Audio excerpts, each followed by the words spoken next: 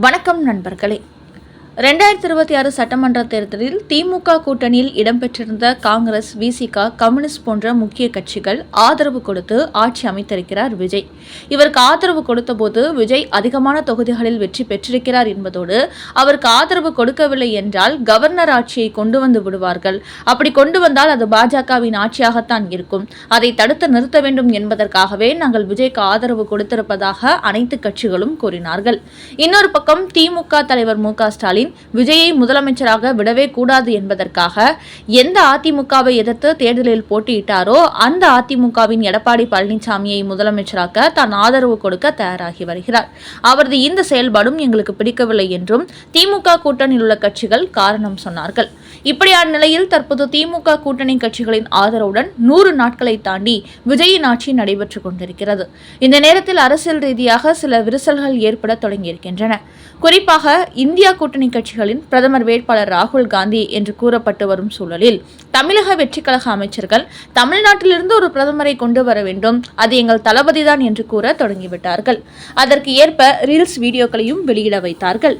இது காங்கிரஸ் கட்சிக்கு தமிழக வெற்றிக் கழகத்தின் மீது கோபத்தை ஏற்படுத்தியிருக்கிறது. விஜய்க்கு காங்கிரஸ் கட்சி ஆதரவு கொடுத்தது எதிர்காலத்தில் ராகுல் காந்தியை பிரதமர் வேட்பாளராக முன்னிறுத்தும் போது ஆதரவளிப்பார் என்ற நோக்கத்தில்தான். ஆனால் இப்போது விஜயை அடுத்த பிரதமராக மாற்றிக்கொள்ளும் நோக்கத்தில் அந்த கட்சியினர் கூற தொடங்கியிருப்பது காங்கிரஸ் தமிழக வெற்றி கழகத்திற்கிடையே திரைமறைவில் விரிசலை ஏற்படுத்தியுள்ளது. இன்னொரு பக்கம் தாவேகா கூட்டணியில் இடம்பெற்றிருக்கும் விசிகாவின் திருமாவளவன் சமீபத்தில் உளுந்தூர்பேட்டையில் ஒரு மாநாடு நடத்தினார். இதில் முதலமைச்சர் விஜயை கலந்து கொள்ளுமாறு அவர் அழைப்பு விடுத்தார். ஆனால் விஜய் அந்த மாநாட்டை புறக்கணித்து விட்டார். அது மட்டுமின்றி அந்த மாநாட்டிற்கு ஒரு வாழ்த்து செய்தி கூட தமிழக வெற்றி கழகத்தை சேர்ந்த யாருமே வெளியிடவில்லை. இத்தனைக்கும் அந்த மாநாட்டின் போது தமிழக வெற்றிக் கழகத்தின் கூட்டணியில் தாங்கள் நிரந்தரமாக இடம் பிடிப்பது போன்று பேசியிருந்தார் திருமாவளவன். என்றாலும் விஜய் தரப்பிலிருந்து அவருக்கு எந்த ஒரு ரியாக்ஷனும் வெளிப்படவில்லை. இதன் காரணமாக தற்போது திருமாவளவன் தமிழக வெற்றிக் கழகத்திற்கு எதிராக திரும்பியிருக்கிறார். இதன் காரணமாகவே மோடி, அமித்ஷா குறித்து சட்டசபையில் தமிழக வெற்றிக் கழக அமைச்சர்கள் பேசினால் அதற்கு எதிர்கருத்து வெளியிடுகிறார் விடுதலை சிறுத்தை கட்சிகளின் பொதுச் செயலாளர் மற்றும் அமைச்சர் வன்னியரசு. அந்த வகையில் தற்போது சட்டசபையில் விஜயின் கூட்டணியில் இடம்பெற்றிருக்கும் காங்கிரஸ், விசிக கட்சிகளே தமிழக வெற்றிக் கழகத்திற்கு எதிராக திரும்பியிருக்கிறார்கள். இந்த நேரத்தில் தான் முதலமைச்சர் விஜய் பாஜகவுடன் நெருங்கிக் கொண்டிருக்கிறார். குறிப்பாக அமித்ஷாவை மாமல்லபுரத்தில் சந்தித்ததிலிருந்து அவர்களின் பிளான் மொத்தமாக மாறிவிட்டது. அடுத்து வரப்போகிற தேர்தலில் புதிய கூட்டணி அமைக்கலாம் என்ற எண்ணத்துடன் இருப்பதாக கூறப்படுகிறது. இதன் காரணமாகவே விஜய்க்கு ஆதரவு கொடுத்துள்ள காங்கிரஸ், விசிக, கம்யூனிஸ்ட் கட்சிகள் தற்போது பெரிய அளவில் அதிருப்தியில் இருக்கிறார்கள். இதன் காரணமாகவே ஒருவேளை விஜய் கட்சிக்கு கொடுத்துள்ள ஆதரவை இவர்கள் திரும்ப பெறும் சூழல் ஏற்பட்டால் எந்த சூழ்நிலையிலும் ஆட்சி கவிழக்கூடாது என்பதற்காக அமைச்சர் செங்கோட்டையன் மூலம் அதிமுக எம்எல்ஏக்களை தங்கள் பக்கம் திருப்பிக் கொண்டிருக்கிறார் விஜய். சமீபத்தில் கூட ஒரு நிகழ்ச்சியில் இன்னும் 25 எம்எல்ஏக்கள் தாவேகாவில் இணைய தயாராக இருக்கிறார்கள் என்று அவர் வெளிப்படையாகவே கூறியிருந்தார். அந்த வகையில் நீங்கள் கொடுத்த ஆதரவை வாபஸ் வாங்கினாலும் எங்களுக்கு ஆதரவு கொடுப்பதற்கு திமுக எம்எல்ஏக்கள் தயாராக இருக்கிறார்கள் என்பதை தங்களது கூட்டணி கட்சிகளுக்கு வெளிப்படுத்தியிருக்கிறார் செங்கோட்டையன்.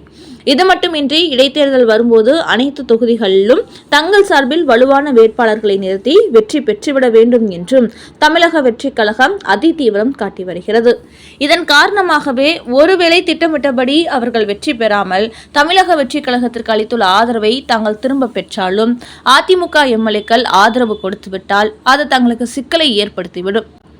குறிப்பாக விஜயின் ஆட்சி தப்பித்துவிடும். அவருக்கு ஆதரவு கொடுத்த நாமெல்லாம் கூட்டணியை விட்டு வெளியேறி அதன் பிறகு திமுக பக்கமும் செல்ல முடியாத நிலைமை ஏற்படும் என்றும் காங்கிரஸ், விசிக கட்சிகள் அச்சப்படுகிறார்களாம்.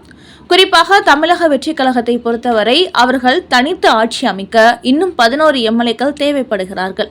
அந்த வகையில் 7 தொகுதிகளில் இடைத்தேர்தல் நடைபெற உள்ள நிலையில் இன்னும் 4 அதிமுக எம்எல்ஏக்களை ராஜினாமா செய்ய வைத்து தங்கள் சார்பில் இடைத்தேர்தலில் போட்டியிட வைத்து வெற்றி பெற வைத்துவிட்டாலே அவர்களுக்கு போதுமான எம்எல்ஏக்கள் கிடைத்து விடுவார்கள். அதன் பிறகு தங்களது செயல்பாட்டை விமர்சிக்க எந்த கூட்டணி கட்சிகளும் இருக்க மாட்டார்கள். தாங்கள் தன்னிச்சையாக அனைத்து முடிவுகளையும் எடுக்கலாம் என்று விஜய் தரப்பு திட்டமிட்டு வருகிறது. குறிப்பாக இன்னும் ஒரு 8 எம்எல்ஏக்களையாவது ராஜினாமா செய்ய வைத்து இடைத்தேர்தலை சந்திக்க வைத்துவிட வேண்டும் என்பதுதான் தமிழக வெற்றி கழகத்தின் அடுத்த திட்டமாக உள்ளதாம். அந்த வகையில் 15 தொகுதிகளில் இடைத்தேர்தல் நடைபெற்றால் அதில் 11 தொகுதிகளையாவது தாங்கள் கைப்பற்றிவிட வேண்டும் என்றுதான் விஜய் கணக்கு போடுகிறாராம். அதன் காரணமாகவே இப்போதே அதிமுக எம்எல்ஏக்களிடத்தில் அமைச்சர் செங்கோட்டையன் பேச்சுவார்த்தையை தீவிரப்படுத்தியுள்ளார். அதனால் இடைத்தேர்தலில் தங்களுக்கு தேவையான எம்எல்ஏக்கள் கிடைத்துவிட்டால் அடுத்த நொடியில் தங்களது கூட்டணியில் இடம்பெற்றிருக்கும் காங்கிரஸ், விசிக, கம்யூனிஸ்ட் கட்சிகளுக்கு தமிழக வெற்றி கழகம் அதிர்ச்சி கொடுக்க தொடங்கிவிடும் என்றும் தகவல்கள் வெளியாகியுள்ளன. குறிப்பாக முதலமைச்சர் விஜயை பொறுத்தவரை தனது கூட்டணியில் இருக்கும் கட்சிகள் எல்லாம் மத்திய பாஜக அரசை விமர்சிக்கிறார்கள், மோடி, அமித்ஷாவை எதிர்க்கிறார்கள். இதுதான் அவருக்கு பிடிக்கவில்லையா? தாவேக அரசை பொறுத்தவரை மத்திய அரசை அனுசரித்து நடந்து கொள்ள வேண்டும் என்று திட்டமிட்டு வருவதால் தங்களது கூட்டணியில் இருந்து கொண்டே அவர்கள் மத்திய அரசை எதிர்ப்பதுதான் விஜய்க்கு தர்ம சங்கடத்தை ஏற்படுத்தி கொண்டு வருகிறதாம். அதன் காரணமாகவே இடைத்தேர்தலுக்கு பிறகு பாஜகவுக்கு எதிரான மனநிலையுடன் தங்கள் கூட்டணியில் இருக்கும் அத்தனை கட்சிகளையும் படிப்படியாக ஓரம் கட்ட தயாராகிவிட்டாராம் முதலமைச்சர் விஜய். அதன் காரணமாகவே தற்போது திமுகவிலிருந்து வெளியேறி தாவேக கூட்டணியில் இடம்பெற்றிருக்கும் அத்தனை கட்சிகளும் பதற்றத்தில் இருக்கிறார்கள். குறிப்பாக பாஜகவை எதிர்த்து கருத்து வெளியிட்டால் விஜய் கோபித்துக் கொள்வாரோ, தங்களுக்கு எதிராக முற்றிலும் திருப்பி விடுவாரோ என்று அச்சப்பட தொடங்கிவிட்டார்கள். இந்த நேரத்தில் தான் விஜய்க்கு கடுமையான அதிர்ச்சி கொடுக்க வேண்டும் என்பதற்காக தற்போது தாவேகா கூட்டணியில் உள்ள கட்சிகள் அதிமுக எம்எல்ஏக்களிடத்தில் அமைச்சர் செங்கோட்டையன் மூலமாக குதிரை பேரம் நடப்பதாக மீண்டும் மீண்டும் புகார் அளித்துக் கொண்டிருக்கிறார்கள். அந்த அளவுக்கு விஜயின் கூட்டணியில் இருந்து கொண்டே விஜய்க்கு எதிரான வேலைகளும் தற்போது நடக்கிறது. இப்படி தனது கூட்டணியில் இருந்து கொண்டு அமைச்சர் பதவியும் வாங்கிக் கொண்டு தனக்கு எதிரான கருத்துக்களை வெளியிட்டு வரும் கட்சிகள் தற்போது ஆளுநரிடத்திலேயும் தனக்கு எதிராக ரிப்போர்ட் கொடுத்து வருவதால் இவர்களின் கூட்டணியை தொடரவிடக் கூடாது என்று நினைக்கிறாராம் முதலமைச்சர் விஜய். ஒருவேளை இவர்கள் ஆதரவை வாபஸ் பெற்றாலும் கூட ஆட்சியை தக்க வைத்துக் கொள்ள வேண்டும் என்பதற்காகவே தற்போது பல முக்கிய அதிமுக எம்எல்ஏக்களிடத்தில் திரைமறைவில் பேச்சுவார்த்தை நடத்தி வருவதாகவும் தகவல்கள் வெளியாகியுள்ளன. அந்த வகையில் கூட்டணி கட்சிகள் ஆதரவை வாபஸ் பெற்றாலும் கூட அதிமுக எம்எல்ஏக்கள் மூலம் ஆட்சியை முதலமைச்சர் தக்க வைத்துக் கொள்வார் என்பதும் தெரிய வந்துள்ளது. ஆனால் அவரது கூட்டணியில் இடம்பெற்றுள்ள கட்சிகளின் நிலைமைதான் அதன் பிறகு கவலைக்கிடமாகிவிடும்.